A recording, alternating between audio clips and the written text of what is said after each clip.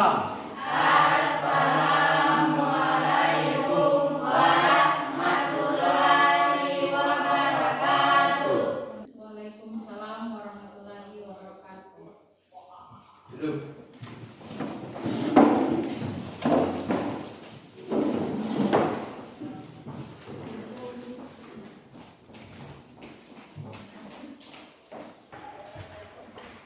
Apa kabarnya kalian hari ini, anak-anak sekalian? Baik.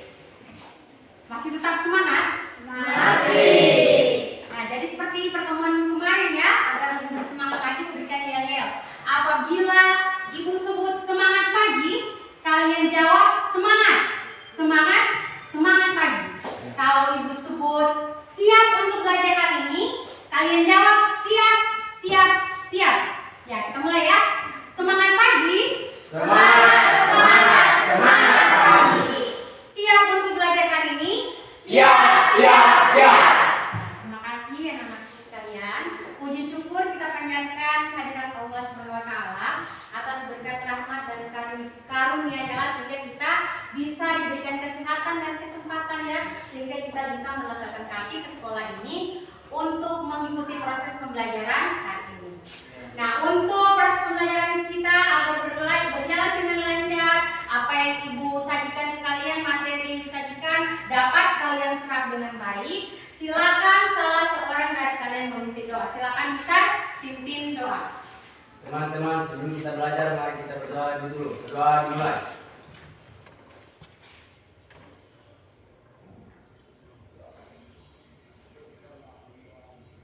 Berdoa selesai. Nah, anak sekalian, ada yang tidak hadir oleh kali ini? Yang kemarin ya? Yang sedang ikut perkemahan. Nah, anak sekalian, kita sekarang masuk di pertemuan ke mana pertemuan kemarin sudah ibu ajarkan tentang ciri-ciri makhluk Hidup. Nah, sekarang yang kita pelajari sekarang adalah interaksi antar komponen ekosistem. Nah, silakan ada yang tahu angkat tangan apa itu ekosistem? Apa itu ekosistem? Ada yang tahu? Silakan angkat tangan. Ekosistem. Ekosistem adalah, ada yang tahu apa itu ekosistem? Ekosistem adalah hubungan apa? Hubungan antara ya? Hubungan antara makhluk hidup? Iya. Hubungan antara makhluk hidup dan lingkungannya. Biotik dan abiotik. Nah, ibu contohkan ya, makhluk hidup bisa tidak hidup tanpa lingkungan sekitar? Tidak ya, karena manusia butuh oksigen untuk bernapas. Manusia butuh tumbuhan. Begitupun tumbuhan. Tumbuhan bisa hidup tanpa udara atau tidak? Tidak ya, karena karena tumbuhan memerlukan oksigen dalam proses fotosintesis. Itu juga udara. Begitu juga air ya. Nah, jadi interaksi itu tidak terjadi antara biotik dan biotik saja ya, tetapi antara komponen biotik dan abiotik. Nah, kemudian ibu contohkan apabila ya kita sebagai manusia membuang sampah ke sungai sampai ke laut. Apa kira-kira yang terjadi pada ekosistem laut? Tercemar ya? Rusak, dan keseimbangan ekosistem laut akan terganggu atau tercemar.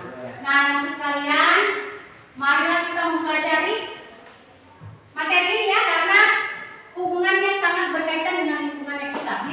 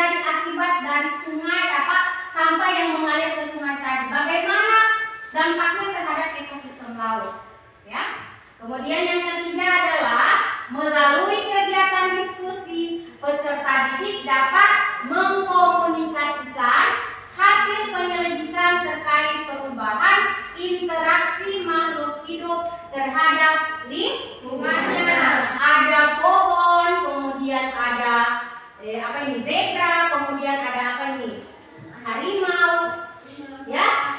Nah, istilahnya di sini apa kedua pembeda dari gambar ini? Nah, kalau di sini kan ada matahari, ada sungai, ada rusa, ada burung. Apa kedua perbedaan gambar ini? Nah, jelas interaksinya berbeda ya berdasarkan gambar ini. Yang satu interaksi antar komponen, kan ada hewan, zebra, kemudian ini ada harimau, ini ada pohon.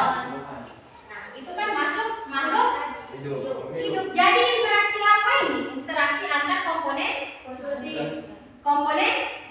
Iya, ini adalah interaksi antar komponen biotik. Komponen lingkungan itu kan dua biotik. Biotik itu kan makhluk hidup semua. Nah, kalian perhatikan ya.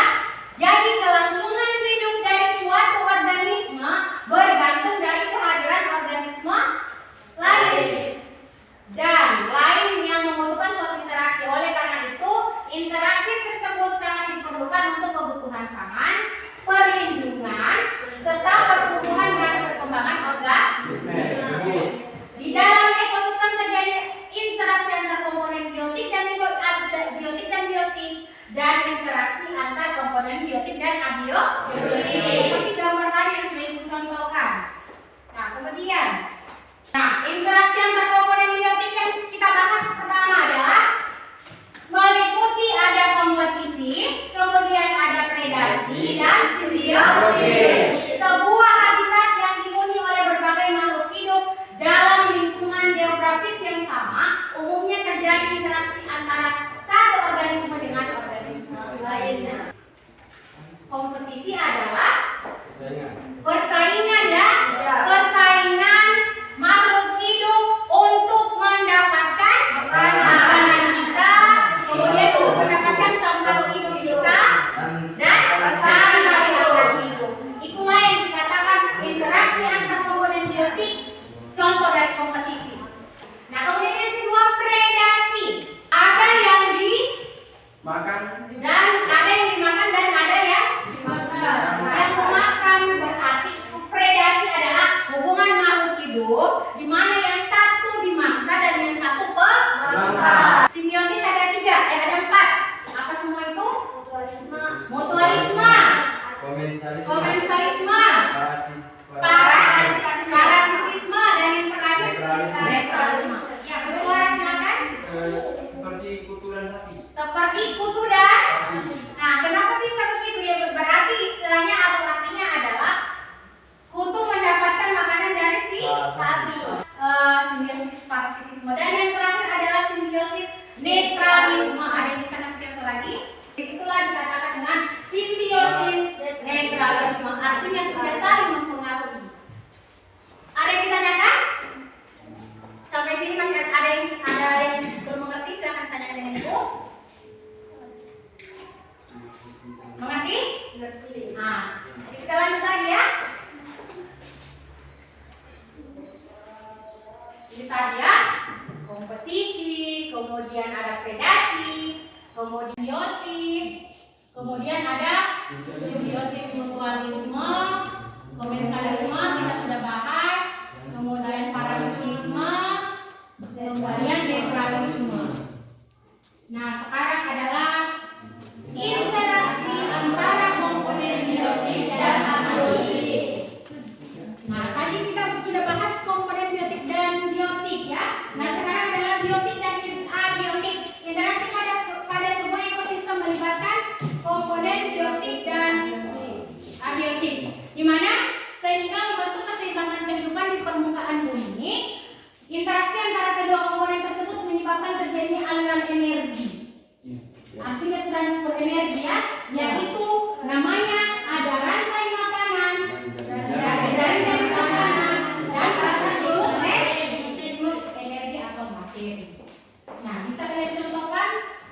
Yang sudah saya.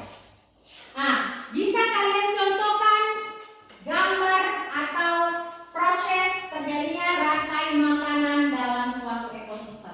Ekosistem sawah. Bisa? Bisa kalian gambarkan di papan tulis? Ada satu orang. Mem. Ada satu mem.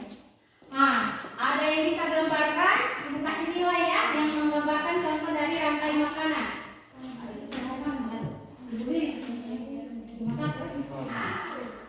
Rantai makanan di ekosistem sawah. Ada yang bisa gambarkan?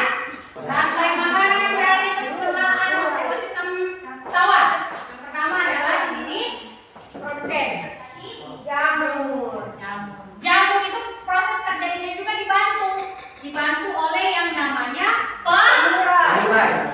Ini adalah proses rantai makanan yang digambarkan oleh alam yang terjadi di ekosistem sawah. Akan dimakan oleh ular, dimakan elang. Elang ini kemudian akan diuraikan oleh yang namanya dan juga bakteri yang menguraikan sebagian. Nah, itu yang dimaksud dengan rantai makanan. Kemudian yang kedua adalah jaring-jaring makanan.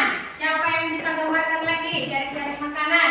Jaring-jaring makanan yang berada di ekosistem sawah. Boleh.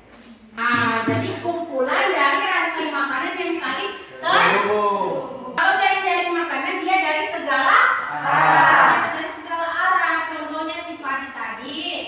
Si padi tadi tidak dimakan oleh tikus saja atau belalang saja. Nah, tetapi dia bisa juga dimakan oleh burung kecil. Nah, dari sini sudah kelihatan ada 3 yang memangsa dari produsen pertama. Nah, kemudian yang terakhir adalah siklus materi.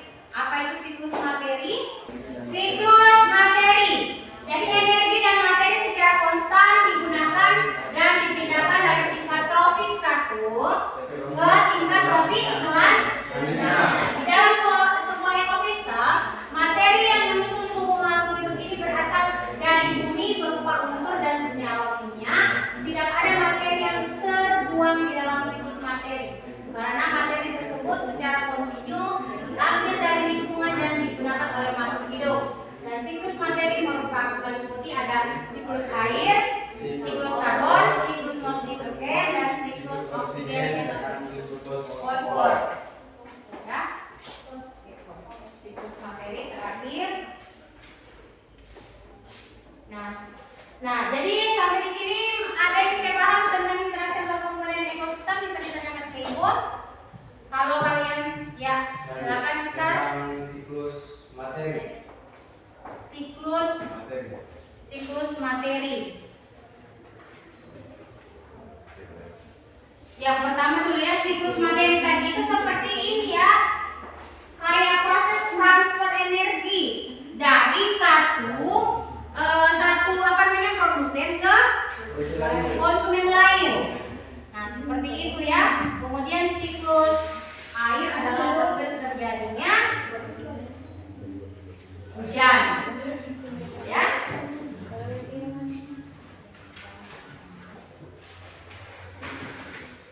Nah, sekarang coba kalian lihat video pembelajaran berikut.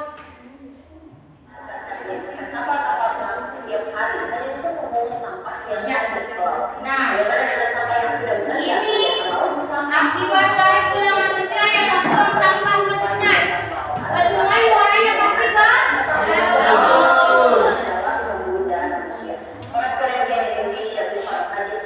bagaimana sampah plastik di laut bisa kembali ke meja makan? Iya. Nah, perhatikan itu sampah yang bisa merusak ekosistem laut. Nah, sekarang sudah duduk berdasarkan kelompok kemarin ya.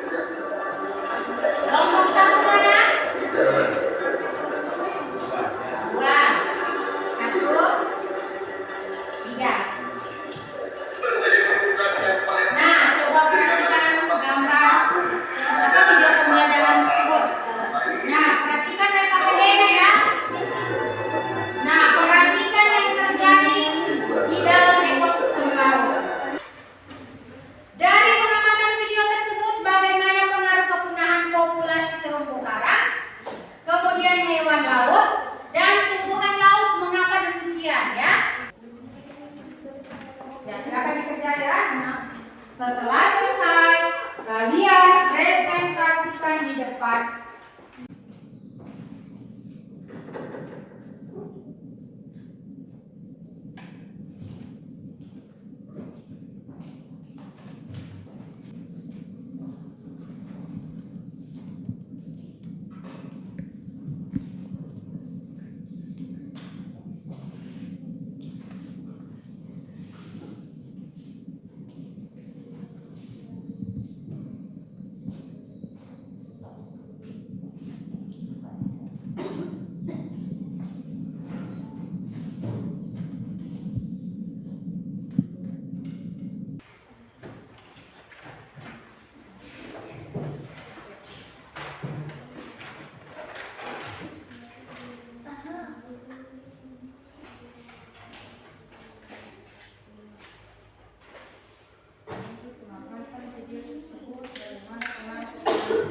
Nah, jadi maksud dari nomor 1 ini adalah berdasarkan dari pengamatan video tersebut.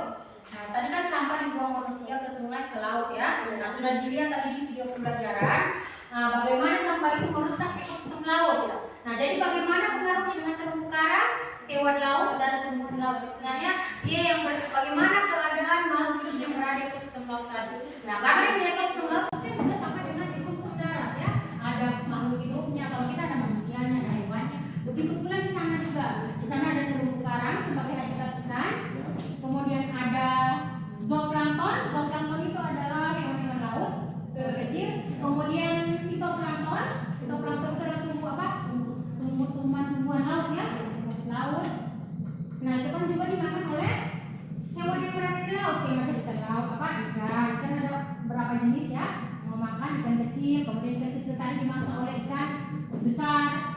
Nah, itulah proses yang terjadi pada ekosistem laut. Nah, apabila hancur tadi, hancur karena disebabkan oleh ulah manusia yang membuang sampah yang bisa mengakibatkan dampak buruk bagi ekosistem laut. Nah, bisa jadi tadi ekosistem laut tadi berdampak negatif ya, artinya tadi sampah yang dibuang tadi sudah dimakan oleh ikan. Nah, ikan tadi kan sudah tercemar dari sampah tadi. Nah, terutama sampah plastik. Nah, sampah plastik itu kan ada bahan yang berbahaya ya. Bahan yang berbahaya apabila dimakan oleh hewan laut. Nah, hewan laut tadi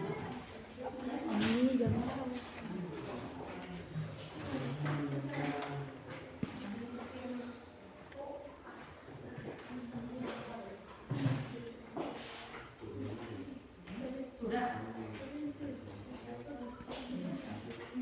kami akan mempresentasikan hasil diskusi kami dari permasalahan video pembelajaran tadi.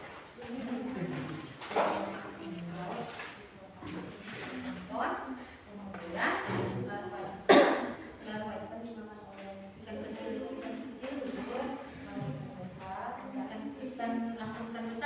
ikan besar ya.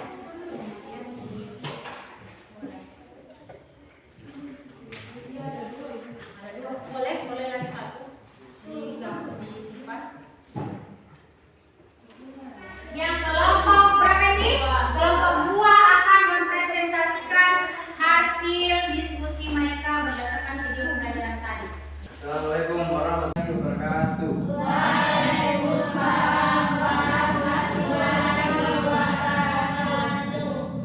Saya akan mempresentasikan hasil diskusi kami tentang video tadi. Dari pengamatan video tersebut, bagaimana pengaruh penggunaan populasi terumbu karang, hewan laut dan tumbuhan laut? Kenapa demikian? Rusak karena akibat ulah manusia yang membuang sampah sembarangan sehingga mengakibatkan penyakit pada manusia. Kedua, dari permasalahan tersebut, langkah apa yang perlu dilakukan untuk menjaga keseimbangan ekosistem laut tersebut? Jawaban kami, jangan membuang sampah sembarangan dan menjaga lingkungan ekosistem laut dan tidak memancing menggunakan bom ikan. Yang ketiga adalah buatlah jaring-jaring makanan untuk menggambarkan keseimbangan dalam ekosistem laut. Yang pertama, fitoplankton, larva ikan besar, lalu ikan hiu. Kedua, fitoplankton, Ya. cacing laut, Ya. ikan kecil, lalu makan ikan besar. Yang ketiga, fitoplankton makan udang, lalu dimakan ikan kecil, lalu dimakan ikan besar. Lalu anjing laut, lalu dimakan paus pembunuh. Terima kasih. Assalamualaikum warahmatullahi wabarakatuh. Waalaikumsalam warahmatullahi wabarakatuh.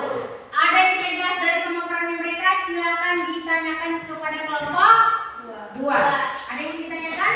Berdasarkan hasil diskusinya mereka yang sudah mereka presentasikan, mulai dari nomor 1, kemudian nomor 2, nomor 3. Ada yang ditanyakan? Silakan ditanyakan. Ya, karena hiu tadi itu paling besar, tidak ada yang bermakan. Jadi apabila nanti akan diuraikan oleh dekomposer atau jamur. Nah, silakan berikan aplaus kepada kelompok 2.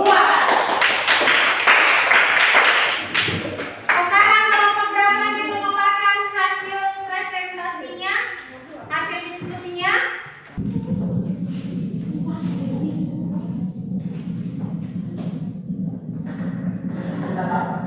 Botol plastik jadi ancaman nyata. Nah, yang paling berbahaya sekali adalah sampah plastik, ya. Dalam pembuluh darah manusia. Korespondensi Indonesia sempat hadir menelusuri bagaimana sampah plastik di laut bisa kembali ke meja makan. Nah, itulah dampak dari sampah yang dibuang oleh manusia ke laut, ke sungai dulu ya, bermuara ke laut. Nah, itu sangat mengganggu ekosistem laut ya. Nah, di situ ada mengganggu dari habitat dari ikan, terumbu karang menjadi rusak.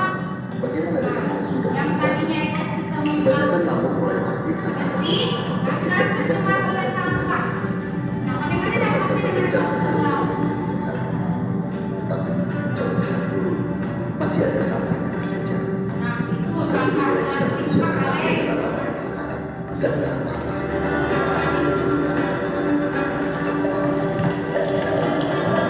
Di kedalaman berbeda bersama plastik sudah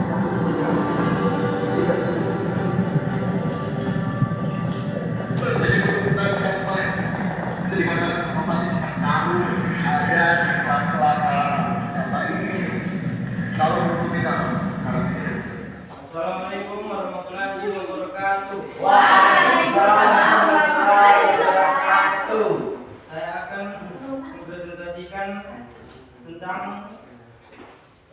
Hasil hasil diskusi kami. Yang pertama, dari pengamatan video tersebut, bagaimana pengaruh pertumbuhan populasi terumbu karang, hewan laut, dan tumbuhan laut? Mengapa demikian? Bahwa pengaruh pertumbuhan populasi terumbu karang, hewan laut, dan tumbuhan laut rusak akibat kurang manusia. Kemudian kelompok 3 sekarang, ayo Alan. Terakhir ya.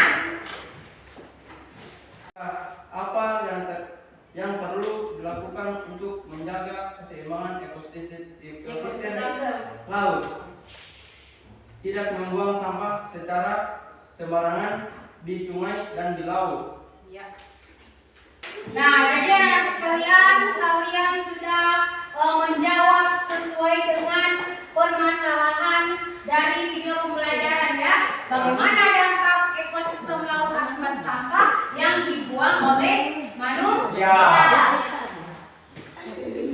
Nah, jadi di sini ada soal pilihan ganda. Ini akan dibagi nilai ya. Ya. Pas. Nah, di sini ada soalnya pilihan ganda ya. Silakan kalian jawab, kemudian dikumpulkan ke buku bersama dengan LKPD-nya.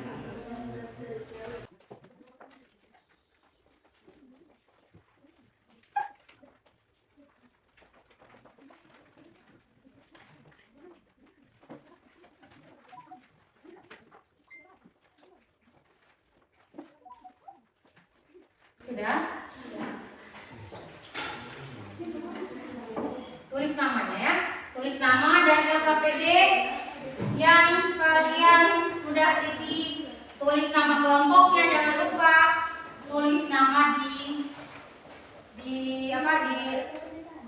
soalnya kalian, di lampu jawabannya kalian.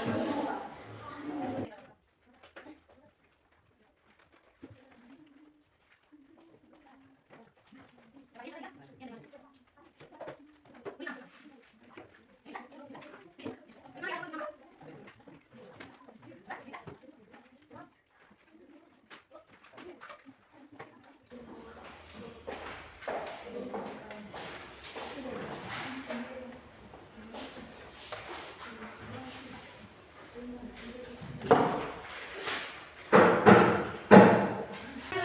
kumpul semua ya LKP-nya dan tugasnya. Ini akan ambil nilai. Nah, anak-anakku sekalian, jadi pelajaran ini dapat kita simpulkan ya bahwa interaksi antar komponen ekosistem itu suatu interaksi tidak akan terjadi apabila satu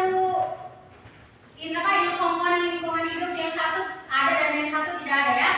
Nah, kemudian interaksi yang terjadi ada dua ya, baik interaksi antar komponen biotik dan komponen biotik dan abiotik. Biotik dan abiotik tadi seperti rantai-rantai makanan ya, proses transfer energi dari produsen ke konsumen. Begitu juga jaring-jaring makanan. Dapat merusak ekosistem. Kemudian dapat mencemari terumbu karang, kemudian biota laut, hewan laut dan tumbuhan laut ya. Nah, ikan tadi, khususnya ikan tadi yang dicemari oleh dominan banyak sampah plastik. Kesimpulan pembelajarannya kita hari ini, jadi ibu harap kalian sudah paham semua ya. Jadi ibu akhiri pembelajarannya kita hari ini